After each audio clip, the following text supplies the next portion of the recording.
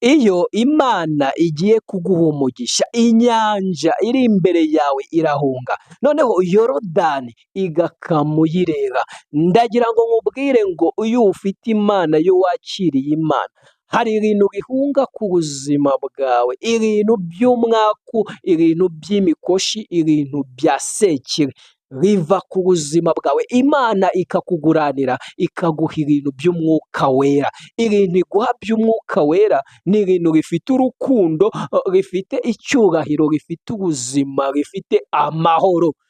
Rero Imana iguhindurira amateka, ihindura amateka ya kera, yubaka amateka mashya agendana n'uyu mwaka dutangiye. Ireme ibintu bishya, irememo akazi, irememo igikundiro, irememo ubuzima, irememo amahoro, irememo ibifatika, ndetse iguhe n'amafaranga.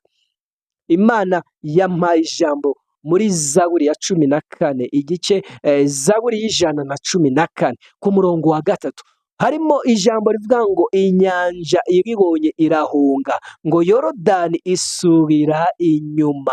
Bivuga ngo hari ibintu bigiye guhunga ubuzima bwawe, hari ibintu bigiye kumenya ko wakijijwe maze bihunga ubuzima bwawe.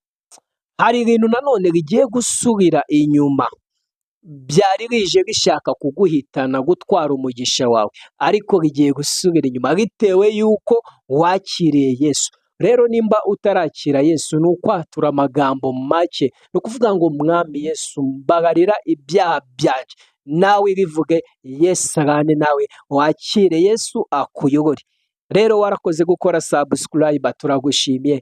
Nimba utarayikora, tuguhaye ikaze, ndetse na Flow kuri TikTok kugira ngo ujye ukurikirana ibiganiro byacu. Imana irashaka kukugira mushya, irashaka guhindura amateka y'ubuzima bwawe, irimo irashaka gukuraho igisuzuguriro cy'abadayimoni.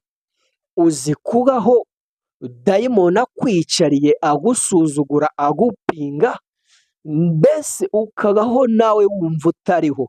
Nibyo Imana ishaka gukura ku buzima bwawe, ikakugira mushya muri uyu mwaka. Niko irimo ivugana nawe, irashaka kwirukana ibidafite gahunda, ibidafite umumaro ku buzima bwawe.